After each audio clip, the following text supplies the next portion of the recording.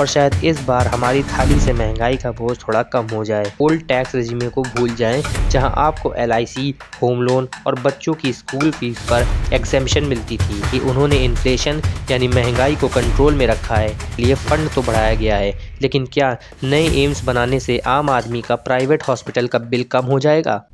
नमस्ते दोस्तों, स्वागत है आपका द रियल इंडियन पर। साल बदल गया लेकिन एक चीज़ नहीं बदली, वो है हर साल फरवरी में आने वाली एक आम हिंदुस्तानी की उम्मीद। हम उम्मीद करते हैं कि शायद इस बार इनकम टैक्स कम हो जाए, शायद इस बार गैस सिलेंडर सस्ता हो जाए और शायद इस बार हमारी थाली से महंगाई का बोझ थोड़ा कम हो जाए। बजट 2026 पेश हो चुका है।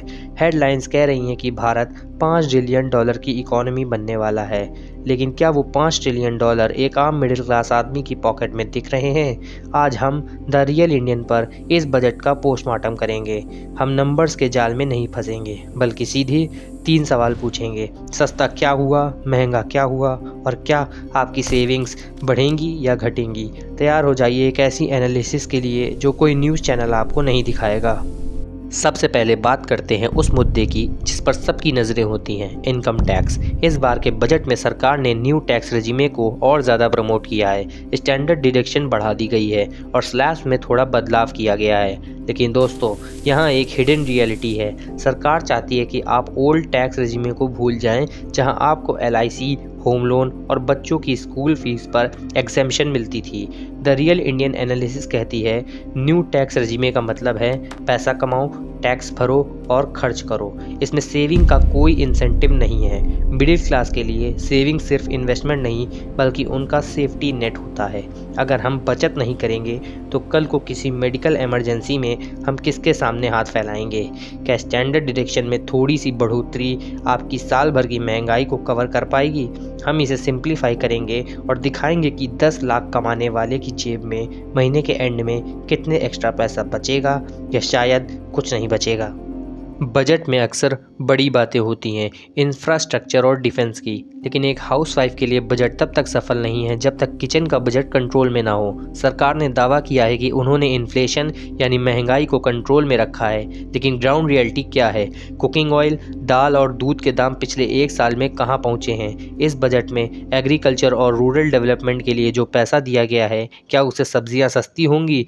एक बड़ा फोकस है इलेक्ट्रिक व्हीकल्स और ग्रीन एनर्जी पर। कस्टम ड्यूटी बढ़ाई गई ताकि मेक इन इंडिया को बढ़ावा मिले। इसका मतलब है कि आने वाले वक्त में इंपोर्टेड गैजेट्स और कुछ इलेक्ट्रॉनिक आइटम्स महंगे हो सकते हैं, लेकिन हमें फ़ोन से ज़्यादा फिक्र आटा और तेल की है।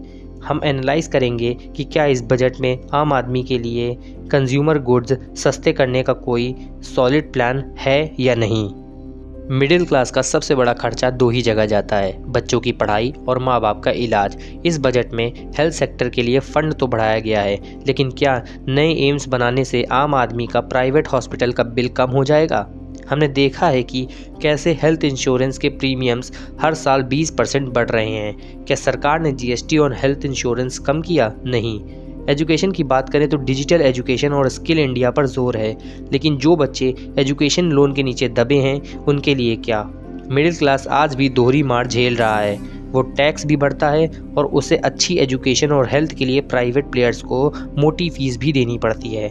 हम पूछेंगे कि हमें टैक्स के बदले में सोशल सिक्योरिटी कब मिलेगी? सरकार का सबसे बड़ा स्टार परफॉर्मर है कैपेक्स यानी कैपिटल एक्सपेंडिचर।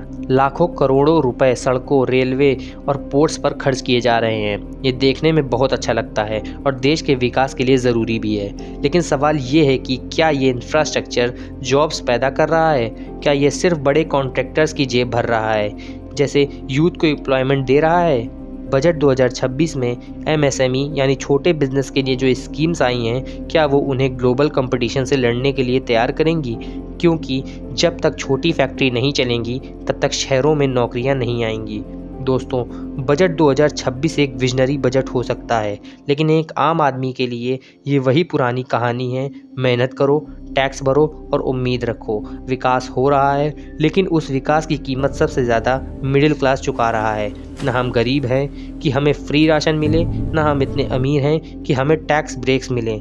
हम सिर्फ वो हैं जो इस देश का पहिया चला रहे हैं। आपको क्या लगता है, इस बजट ने आपकी ज़िंदगी आसान बनाई या मुश्किल? कमेंट में अपनी राय ज़रूर दें। अगर आपको ये बजट एक्सपोजर सही लगा तो द रियल इंडियन को सब्सक्राइब करें और इस वीडियो को हर टैक्स पेयर के साथ शेयर करें। मिलते हैं अगले वीडियो में, तब तक के लिए जय हिंद।